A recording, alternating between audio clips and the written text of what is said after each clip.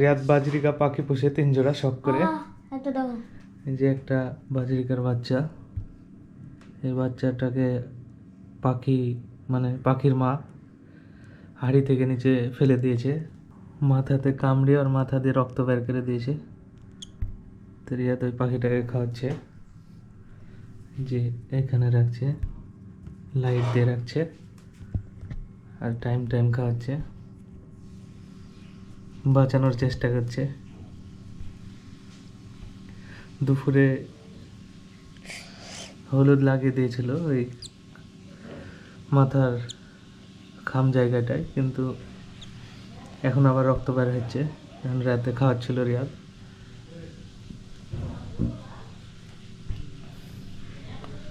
যে এখানে রেখেছে আর হাতে করে খাওয়াচ্ছে।